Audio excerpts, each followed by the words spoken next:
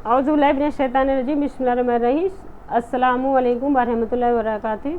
आप वीडियो में बने रहिएगा। वीडियो बहुत ही ज़्यादा आपके लिए जानकारी की है। इस वीडियो को आपको ध्यान से सुनना है, क्योंकि हमको ये सब मतलब जानकारी होनी चाहिए, क्योंकि हम अपने आप को, अपने परिवार को दोज़ख का ईंधन बनने से बचा सकते हैं अगर हम हदीस की बातें सुने तो। ठीक है, चलिए जानते हैं।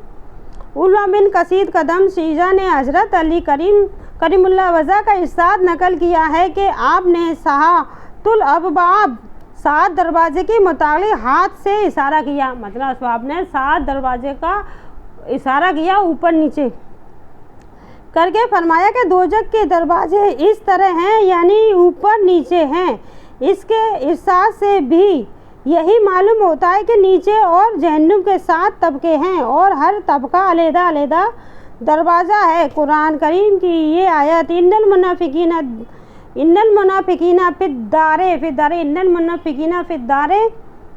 फिद्दारिल अस्फाली मिनन नार, बिला सुबह मुनाफिक दोज़ख के सबसे नीचे के तबका में जाएंगे से भी यही वजह होता है कि जहन्नुम के मुस्तहद तबके हैं। इका बढ़ने इनकी तबकों के नाम और इन तबकों वालों के तफसील इस तरह बताई हैं कि सबसे नीचे का तबका मुनाफिक फरून और इसके मददगारों का है। यानी सबसे नीचे का तबका जो है जहन्नुम का, वो फरून और उनके मुनाफिक यानी उसके फरून के जो रास्ते पे चल रहे हैं उनका है।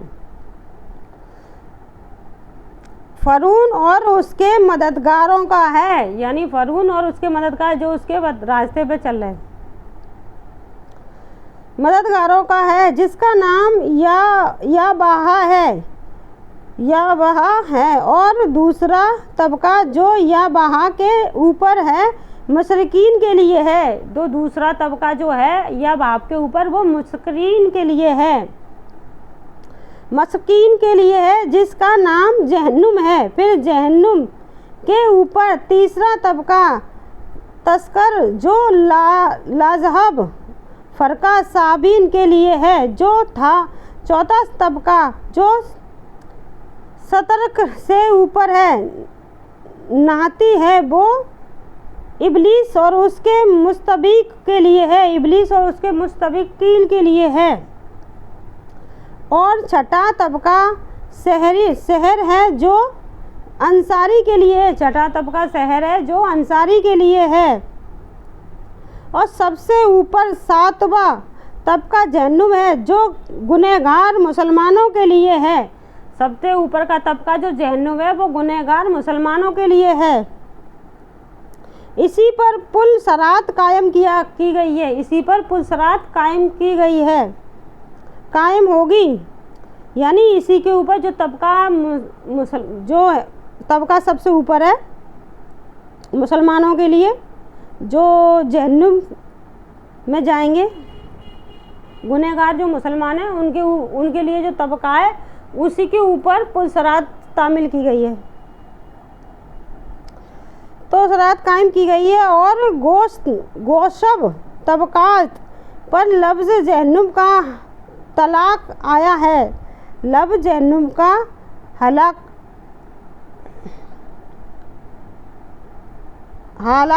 आया है, लेकिन असल में इसी एक तबका का नाम जहन्नुम है। ये भी लिखा है कि तबकात जहन्नुम के हर दरवाजे का नाम है। हर दरवाजे से दूसरे दरवाजे तक 700 बरस के मुनाफिक है।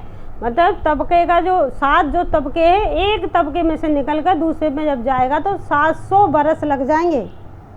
दोज़ख की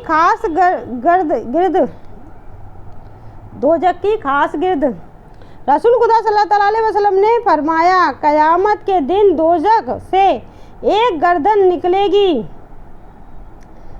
2 आँखें होंगी और 2 कान होंगे, जिनमें से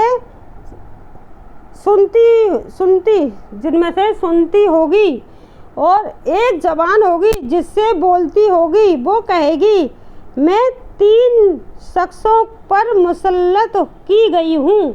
मतलब बोलती भी होगी, वो जवान होगी तो बोलेगी, वो कहेगी मैं 3 शख्सों पर मुसल्लत की गई हूँ। हर किस सदी पर, हर उस शख्स पर जिसने अल्लाह के साथ कोई दूसरा माबूद ठहराया था, हर उस शख्स के साथ जो अल्लाह के सिवा दूसरा माबूद ठहराया गया था, उसके लिए मैं मुसल्लत की गई हूँ। तस्वीर बनाने वाले के ऊपर, जिसने तस्वीर बनाई, आग के सतूनों में बंद कर दिए जाएंगे, आग के सतूनों में इन्हें बंद कर दिया जाएगा।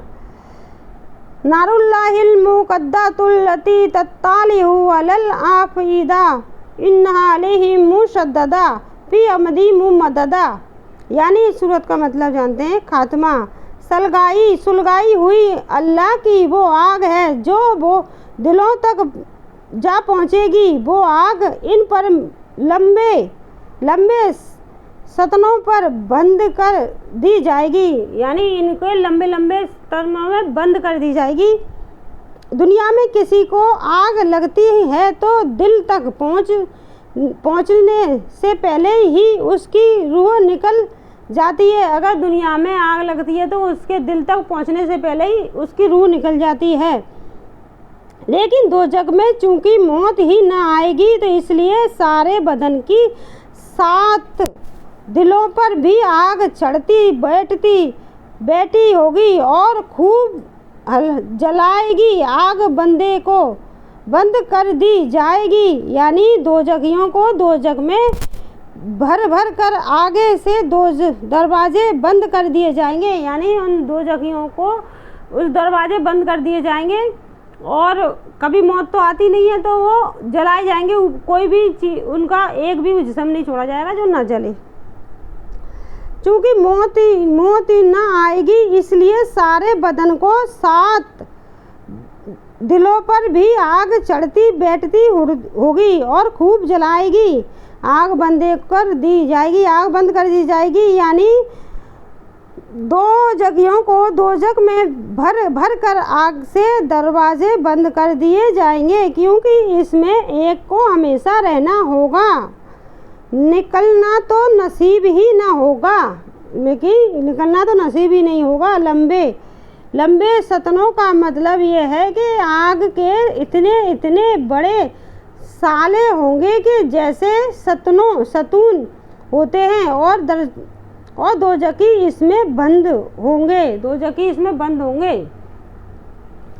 तो दोजख पर मुकर्रर फरिश्तों की तादाद, अब हम जानते हैं दोजख पे मुकर्रर फरिश्तों की तादाद कितनी है। चलिए हैं, दोजख पर 19 फरिश्ते मुकर्रर होंगे। दोजख पर 19 फरिश्ते मुकर्रर होंगे। इन 19 में से एक मलकिल है और बाकी खाजन हैं, और गो दोजखियों के सजा देने के लिए इनमें एक फरिश्ता भी काफ़ी है। मुकर्रर मुख्तलिफ किस्म के अजाब देने और अजाब के इंतज़ाम करके लिए 19 फरिश्ते मुकर्रर हैं। मतलब एक फरिश्ता ही इन सबको अजाब देने के लिए काफ़ी है, फिर भी 19 फरिश्तों को उनको अजाब देने के लिए मुकर्रर किया गया है। तो इस पर सख्त और मजबूत फरिश्ते मुकर्रर हैं। मतलब इस पर सख्त और मजबूत फरिश्ते मुकर्रर हैं जो कि किसी भी तरह का उनके दिल में रहम नहीं आएगा, क्योंकि उन्हें सज़ा देनी है जो अल्लाह का हुक्म है। अल्लाह के ज़रा नाफरमानी इसके हुक्म में नहीं, अल्लाह की वो नाफरमानी नहीं कर सकते, उनके हुक्म में ही नहीं है तो करते हैं, और जो हुक्म होता है वही करते हैं। बयान अल कुरान में दर मंसूर से नकल किया है कि रसूल खुदा सल्लल्लाहु अलैहि वसल्लम ने फरमाया कि दोजख पर मुकर्रर शुदा फरिश्तों में से हर एक की तमाम जन्नात वो इंसानात की बराबर कुव्वत है। एक फरिश्ते की कुव्वत इतनी, तमाम इंसान और जन्नात हैं उतनी कुव्वत है, एक फरिश्ते में इतनी ताकत है। दोजख का गजब, चीखना चिल्लाना, दोजखियों को आवाज देकर बुलाना और दोजखियों का तंग जगहों में डाला जाना। आप जानते हैं हम दोजखियों पे कैसे अजाब होता है, कैसे तंग जगहों पे डाले जाते हैं, किस गुनाह की वजह से और क्यों डाले जाते हैं। चलिए जानते हैं फिर। अल्लाह हम इस बुरी बला से पनाह चाहते हैं, अपनी पनाह में रखना। और जो लोग अपने रब का इनकार करते हैं उनके लिए दोजख का अजाब है और वो बुरी जगह है। जब ये लोग इसमें डाले जाएंगे तो इसके एक बड़ी दोजख की आवाज़ सुनेंगे और वो इस तरह जोश मारता होगा जैसे अभी गुस्सा की वजह से फट पड़ेगा। मतलब दुनिया में जब किसी को गुस्सा आता है ना, ऐसा लगता है फट जाएगा, गुस्सा की वजह से देखता ही नहीं तब आ जाता है। ऐसे ही वो अभी गुस्सा की वजह से फट पड़ेगा। हजरत हकीम अलामत कदम सजा बयान कुरान में लिखते हैं कि वल्लाह ताला इसमें और राग समझ और गुस्सा पैदा कर देगा। मगजूबीन हक पर इसको भी गुस्सा आएगा और यह मिसाल देखकर समझना मकसूद है कि ऐसा मालूम होगा जैसे दोजख को गुस्सा आ रहा है। ऐसा मालूम होगा जैसे दोजख को गुस्सा आ रहा है। जब दोजख इनको दूर से देखेगा तो वो देखते ही इस कदर गजब्याग हो कर जोश मारेगा कि वो लोग दूर ही से इसका जोश व खरोश सुनेंगे और जब वो इसके किसी तंग जगह में हाथ पांव जकड़ डाल दिए जाएंगे तो वहाँ मौत ही मौत पुकारेंगे। मतलब जकड़ कर डाल दिए जाएंगे तो वहाँ मौत ही मौत पुकारेंगे कि मौत दे दे अल्लाह, मौत दे दे। अभी जहन्नुम दोजख से 100 साल के फासला पर होगा। इसका नजर इस अभी जहन्नुम दोजखों से 100 साल के फासला पर होगा कि इसकी नज़रें इन पर पड़ेंगी और इनकी नज़रें इस पर पड़ेंगी। वो देखेंगे यही बीच व तबाब खाएगा और जोश व खरदस से आवाज़ निकालेगा जिसको वो सुन लेंगे और जब उसमें ढील दे जाएगी तो मौत को पुकारेंगे। यानी जैसे दुनिया में किसी मुसीबत के वक्त कहते हैं हाय मर गए। अबन अभी जातम हातम की एक रवायत कौन था? अबन जहातम एक रवायत में है कि रसूल खुदा सल्लल्लाहु अलैहि वसल्लम ने इजारा उतुहुम को तिलावत फरमा कर दोजख की 2 आँखें साबित फरमाए। अबन कसीर अगर दोजख बहुत बड़ी जगह है लेकिन अजाब के लिए दोजखियों को तंग जगहों में रखा जाएगा। बस रवायात में खुद रसूल खुदा सल्लल्लाहु अलैहि वसल्लम से इसकी तफसीर मनकूल है कि जिस तरह दीवारें खेलगाड़ी जाती हैं, जैसे दीवारें खेलगाड़ी जाती हैं, उस तरह दोजखियों को दोजख में ढूंसा जाएगा। दोजख इस शख्स को खुद बुलाएगा जिसने दुनिया में हक से पीठ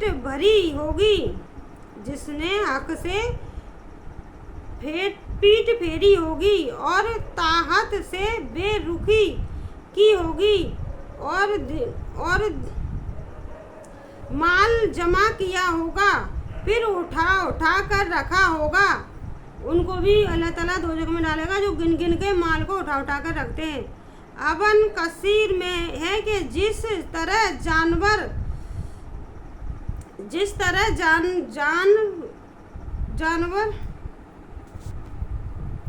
जिस तरह जानवर दाना तलाश करते हैं उस तरह ही दोजख खुद दोजखियों को तलाश करेगी। इसी तरह दोजख मैदान असर से बड़े बुरे बुरे लोगों को एक एक करके देखभाल करके चुन चुन कर लेगा। यानी जिस तरह जानवर यानी चिड़िया परिंदे जो भी हैं अपने दाने को चुन चुन के पहले लेते हैं, अच्छे अच्छे बुरे बुरे, ऐसे ही दोजख चुन चुन के लेगा, चुन चुन लेके लेगा। इस आयत में माल जमा करने वालों का जिक्र है। हजरत कतादा रजा इसकी तफसीर में फरमाते थे कि जिसने जमा करने में हलाल व हराम का ख्याल न कर रखा और फरमान खुदाबंदी के बावजूद खर्च न करता था वो शख्स मुराद है। मतलब जिसने हराम माल को नहीं देखा और खर्च भी नहीं किया, दुनिया में हराम हलाल जैसा भी है इकट्ठा करता गया गिन गिन के और दुनिया में खर्च भी नहीं किया, उसके लिए ये अजाब है। तो अब हजरत अब्दुल्ला बिन हकीम इस आयत के खूब के खौफ की वजह से कभी तीली का मुंह ही बंद करते थे। हजरत हसन बसरी रजा फरमाते थे कि ए अबन आदम तू खुदा की वईद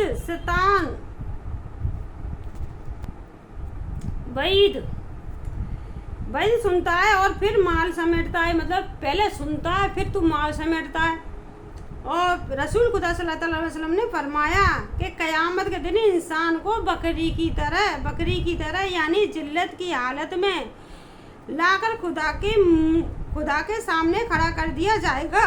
अल्लाह जल्ल शानु इससे फरमाएंगे क्या मैंने तुझको माल नहीं दिया? मूसा और गुलाम वह आदम नहीं दिए? तुझ पर इन्हामात नहीं किए? बता तो तूने इसके शरीक में क्या क्या किया? मतलब मैंने तुझे कितने इनाम दिए, तूने क्या क्या किया? तो इसके सरिया में क्या क्या? उस पर वो जवाब देगा, ए मेरे परवरदिगार मैंने तो जमा किया और खूब बांटा बढ़ाया। मतलब वो जवाब देगा, ए परवरदिगार मैंने तो खूब जमा किया, खूब पैसा बढ़ाया, जितना था उससे कहीं ज़्यादा छोड़ा, लिहाजा मुझे इजाज़त दीजिए कि मैं मतलब पूछेगा जितना था उससे दोगुना करके आया हूँ, अब मुझे याद दीजिए उस सबको ले आऊँ, मतलब उस सबको मैं ले आऊँ। हासिल ये कि वो बंदा ऐसा होगा कि उसने कभी खैर आगे न भेजी होगी। वो बंदा ऐसा होगा जिसने कभी खैर और जाकात नहीं की होगी, सिर्फ वो पैसा ही जमा करता रहा है, अच्छा बुरा कुछ नहीं देखा कहाँ से आ रहा है, लेकिन पैसा जमा करता रहा। उस बंदे को ये अजाब मिलेगा। चलिए जानते हैं। और दुनिया के लिए वो जमा करता है जिसके पास कुछ भी अकल ना हो।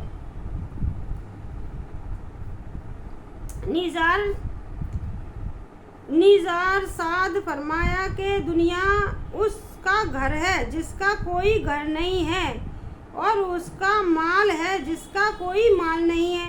दुनिया के लिए वो जमा करता है जिसके पास कुछ भी अकल नहीं। दुनिया के लिए जमा करता है जिसके पास कुछ भी अकल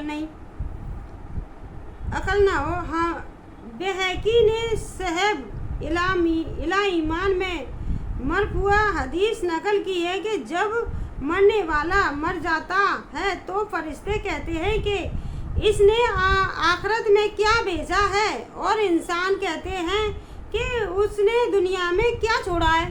फरिश्ते पूछते हैं इसने आखिरत में क्या भेजा है। जब इंसान मर जाता है तो फरिश्ते पूछते हैं आपस में इसने क्या भेजा है, और जब इंसान ज़मीन में होते हैं वो कहते हैं इसने क्या छोड़ा है इंसान के, मतलब अपनी औलाद के लिए, उसके लिए क्या छोड़ा है।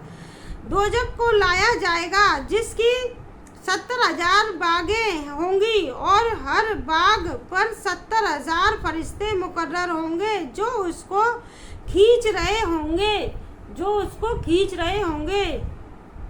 हाफिज अब्दुल अजीज मुंदीर रहमतुल्लाह अलैह ने तरगीब व तरहीब में हजरत अबन अब्बास रज़ी अल्लाह अन्हा का इरशाद नकल फरमाया कि बिल फजर अगर उस वक्त फरिश्ते दोजख की बागें छोड़ दे तो हर नेक बद को अपने नरगाह में ले ले। मतलब बाल पकड़े हुए हैं वो, फिर अगर एक बाल को छोड़ दे तो हर नर को अपने वहाँ में ले ले। रसूल खुदा सल्लल्लाहु अलैहि वसल्लम ने इरशाद फरमाया कि बेशक दोजख के सांप और बिच्छू के बारे में जानते हैं। वीडियो बने रहिएगा, बहुत अच्छी जानकारी है इसमें, क्यों अल्लाह कि हमें भी कुछ जानकारी पहली बार समझने को मिल रही है। रसूल खुदा सल्लल्लाहु अलैहि वसल्लम ने इरशाद फरमाया कि बेशक दोजख में बड़ी लंबी गर्दनों वाले ऊंट के बराबर सांप हैं जिनकी जो जोहर की नमाज जो गर्मी में नहीं पढ़ी जाती है, वो हमें पहली बार ही जानकारी मिली है। तो और भी बहुत सी जानकारी ऐसी होंगी जो हमें नहीं पता होगा। तो हदीस की बात में मतलब हम अपने दीन में जितना जाएं उतना ही कम है, दीन को जितना जाने हम उतना ही कम है। दीन को कभी कोई नहीं जान पाएगा, क्योंकि दीन की जानकारी इतनी है कि इंसान कभी जान नहीं पाएगा, इतना जाने उतना ही कम है। तो इसलिए हमें अपने दीन की बातें अपने बच्चों को बताते रहना चाहिए ताकि वो दोजख का ईंधन ना बने। तो सांप डसेगा तो दोजखी 40 साल तक इसके सूंस 40 साल तक उसकी 40 साल उसकी सौजत महसूस करता रहेगा। फिर फरमाया और बेशक दोजख में पालान से लदे हुए खच्चरों की तरह पिछड़ों में जिनके नहरें और मादा की हकीकत यह है कि एक बार जब इनमें से एक बिच्छू डसेगा तो दोजखी 40 साल तक इसकी सोच महसूस करता रहेगा। मतलब बिच्छू ने एक बार डसा तो दोजखी 40 साल तक महसूस करता रहेगा कि मुझे ये मतलब चोट लगी है, चोट को 40 साल तक महसूस करता रहेगा। ऐसे एक बार डसेगा बिच्छू और सांप दोनों ही हैं, 40 साल तक उसकी सोच महसूस करता रहेगा। कुरान शरीफ में है कि जी दुनिया हम अजाबन फ़ौकल अजाब, यानी ये दुनिया उन अजाबन फ़ौकल अजाब, यानी हम इनके लिए अजाब पर अजाब बढ़ा देंगे उस शरारत के बदले जो वो करते थे। हज़रत अबन मसूद रज़ी अल्लाह अन्हु ने उससे आयत की तफसीर में फरमाया कि आग के आम अजाब के अलावा वो इनके लिए ये अजाब बढ़ा दिया जाएगा कि इन पर बिच्छू मुतलस किए जाएं, यानी वो और भी अजाब बढ़ा दिया जाएगा कि बिच्छू एक दांत मात्र 40 साल तक महसूस करेगा और उसका भी अजाब बढ़ा दिया जाएगा। जिनके लिए बड़े बड़े दांत लंबी कचूड़े की बराबर होंगे। तो आज के लिए इतना ही, आगे की वीडियो मिलते हैं। अगर वीडियो पसंद आए प्लीज़ लाइक और शेयर ज़रूर कर दीजिएगा। वीडियो को पूरा देखिएगा, क्योंकि ये वीडियो हमें इसलिए नहीं बना रहे कि आप लोग इस वीडियो को ना देखें, इसलिए बना रहे हैं अगर आप लोग इस वीडियो को ध्यान से सुने तो आप अपने दोजख का ईंधन बनने से बच सकते हो, खुद बच सकते हो, अपने परिवार को भी बचा सकते हो। क्योंकि हदीस की बात सुनना कोई वो नहीं है कि बेकार की टाइम बर्बाद हो रहा है। हदीस की बात सुनने से हम अपनी आखिरत को सुधार पाते हैं। और बस आज के लिए इतना ही। अस्सलामु अलैकुम वरहमतुल्लाहि वबरकातुहू।